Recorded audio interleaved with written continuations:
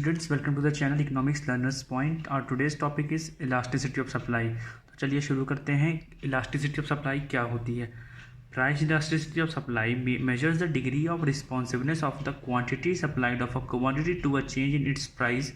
मतलब कि जब हमारी प्राइस में कोई चेंज आता है उससे हमारी सप्लाई में क्या चेंज आता है, हमारी सप्लाई उस पर किस तरीके से रिस्पॉन्ड कर रही है, किस तरीके से रिस्पॉन्स दे रही है, उसी इसकी जो हम डिग्री को मेजर करते हैं, उसकी मेजरमेंट को कहते हैं इलास्टिसिटी ऑफ सप्लाई या price elasticity of supply. It measures the sensitivity of the quantity supply to one change in its price. मतलब कि जब भी हमारी प्राइस में कोई चेंज आता है तो किसी कमोडिटी की सप्लाई पे क्या डिफरेंस आता है, या सप्लाई ऑफ या quantity supplied of a commodity किस हिसाब से उस पर इसको रिस्पॉन्ड करती है, उसी को हम कहते हैं इलास्टिसिटी ऑफ सप्लाई या प्राइस इलास्टिसिटी ऑफ सप्लाई. अब आते हैं फॉर्मूले पे. Proportionate change in quantity supply divide by proportionate change in price. मतलब कि percentage change in quantity supply divide by percentage change in price. अब हम देखते हैं कि डिग्रीज़ क्या होती हैं, इलास्टिसिटी ऑफ सप्लाई की डिग्रीज़ क्या होती हैं. ये जैसे डिमांड की इलास्टिसिटी की डिग्रीज़ होती हैं, ऐसे सप्लाई की भी होती हैं. ठीक है, तो अब हम देखते हैं. पहला है हमारा परफेक्टली इलास्टिक सप्लाई. जब हमारी इलास्टिसिटी की डिग्री इनफाइनाइट होगी. In this situation the quantity supplied of a commodity responds by an infinite amount to a very small change in price. Any amount will be supplied at going price but nothing will be supplied at a lower price. ऐसी situation पे क्या होता है कि एक छोटे से change से भी हमारी जो सप्लाई होती है ना, वो इनफाइनाइट अमाउंट से रिस्पॉन्ड करती है, इनफाइनाइट रेंज से रिस्पॉन्ड करती है. कि हम नॉर्मल अपने जो ऑनगोइंग प्राइस है उस पर हमारी ठीक ठाक अच्छी खासी सप्लाई चल रही होती है, लेकिन जैसे भी उससे हल्का सा प्राइस डाउन होता है तो हमारी सप्लाई जो है वो ज़ीरो हो जाती है. जो हमारा सप्लायर है वो क्वांटिटी सप्लाई को ज़ीरो कर देता है. यहाँ पे डिग्री ऑफ इलास्टिसिटी या ES is equals to infinite. मतलब कि जब हमारी सप्लाई नॉर्मल चल रही है किसी प्राइस पे, लेकिन किसी रीज़न से प्राइस कम हो जाता है तो हमारी सप्लाई ज़ीरो हो जाती है. मतलब कि any amount will be supplied at a going price but nothing will be supplied at a lower price. ठीक है, अब हम आते हैं परफेक्टली इलास्टिक सप्लाई पे. Perfectly elastic supply. In this situation, there is no supply response. No matter large a price change can take place. The quantity supplied of a commodity does not change with the change in price. मतलब कि अब यहाँ पे भी ऐसा ही होता है कि जैसे हमारी प्राइस में कोई भी चेंज आए, हमारी सप्लाई उस पर रिस्पॉन्ड ही नहीं करती है. अब मान लीजिए कोई रेयर गुड है, लाइक मोनालिसा पेंटिंग. अब मोनालिसा पेंटिंग मान लीजिए एक ही है, ठीक है. अब उसकी कोई भी प्राइस हो जाए, लेकिन उसकी कितनी भी प्राइस बढ़ जाए, कितनी भी ज़्यादा बढ़ा ली जाए प्राइस, कितनी भी आप इंक्रीज़ कर लो, लेकिन उसकी सप्लाई तो नहीं इंक्रीज़ कर सकते ना, क्योंकि वो तो एक ही है. वो तो बहुत ज़्यादा रेयर गुड हो गई. इसलिए तो जो ऐसे गुड्स होते हैं, रेयर गुड्स होते हैं, उनकी सिचुएशन, उनकी सप्लाई जो होती है वो परफेक्टली इलास्टिक होती है कि उनकी सप्लाई लिमिटेड, उनकी सप्लाई फिक्स रहेगी, प्राइस हमारा कितना भी ऊपर जाए. ठीक है, अब हम आते हैं यूनिटरी इलास्टिक सप्लाई. और यहाँ पे जो perfectly elastic in elastic supply में जो हमारी डिग्री होगी इलास्टिक ऑफ सप्लाई की, वो होगी 0. अब हम आते हैं यूनिटरी इलास्टिक सप्लाई पे.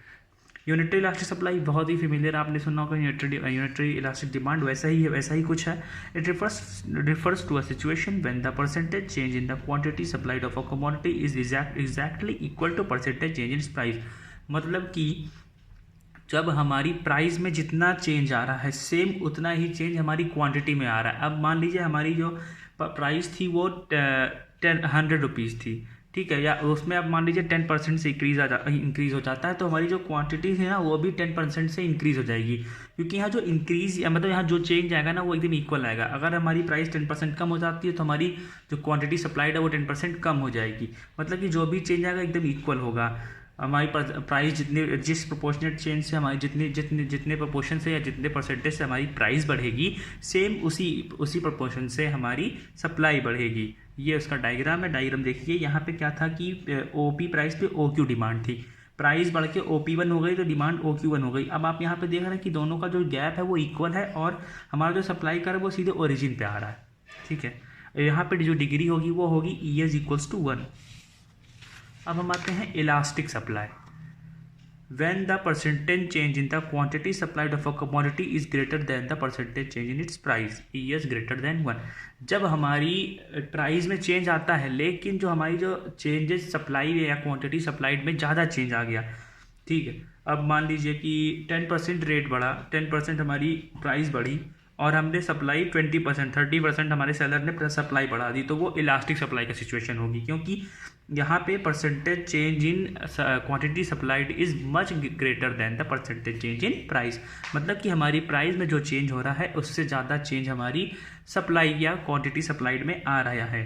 ठीक है, I hope this is clear. और यहाँ पे जो हमारी जो डिग्री होगी वो होगी elasticity of supply more than 1।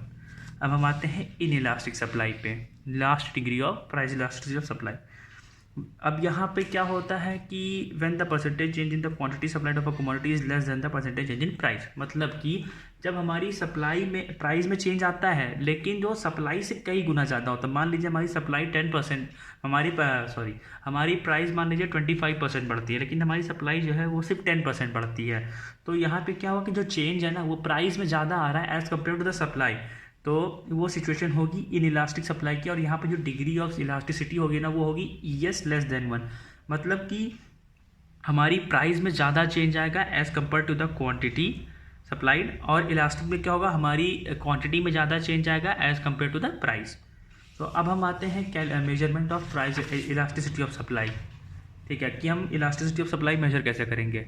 तो परसेंटेज मेथड फॉर्मूला देख लेते हैं। Percentage change in quantity supply divided by percentage change in price, form delta Q by Q multiplied by 100 divided by delta P by P multiplied by 100 is equals to delta Q by Q multiplied by P by delta P, that is delta Q by delta P into P by Q। तो हमारा final formula हो गया delta Q by delta P multiplied by P by Q।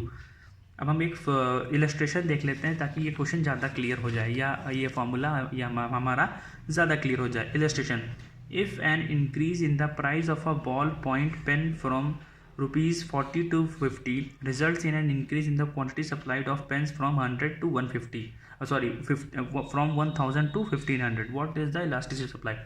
अब हमारे पास जो initial price था pen का वो था 40 रुपीज़, तो वहाँ पे हमारी जो क्वांटिटी सप्लाइड थी ना वो थी 1000 यूनिट्स। अब हमारा जो प्राइस है वो बढ़ के हो गया 50 रुपीज़ पर पेन, तो हमारी जो सप्लाई है वो बढ़ के हो गई 1500 यूनिट्स। तो अब हमको यहाँ पे मेजर करनी कि हमारी इलास्टिसिटी ऑफ सप्लाई क्या होगी। तो Q हमारा इनिशियल क्वांटिटी हो गई था 1000, इनिशियल प्राइस हो गया 40, हम डेल्टा Q निकालेंगे। डेल्टा Q मतलब होता है Q1 minus Q, Q1 minus Q, P1 minus P। ठीक, तो 1500 माइनस 1000 इज इक्वल टू 500, और वैसे ही हम डेल्टा P निकालेंगे, P1 minus P, 50 minus 40 that is 10। तो अब हम फॉर्मूले पे पुट करेंगे, डेल्टा Q हमारा 500 है, डेल्टा P हमारा 10 है, इंटू 40 डिवाइडेड 1000 आएगा 2। तो यहाँ पे हमारी जो इलास्टिसिटी ऑफ सप्लाई है ना वो है मोर देन 1, क्योंकि ये 2 आ रही है, दिस इज मोर देन 1। तो ये हमारी जो सप्लाई होगी, यहाँ पे जो हमारी सप्लाई का नेचर वो होगा इलास्टिक सप्लाई होगी, वो इलास्टिक सप्लाई होगी। तो I hope this is clear. So now we are finished with the elastic supply, and soon we will meet with a new topic. Until then, this is Vishal signing off.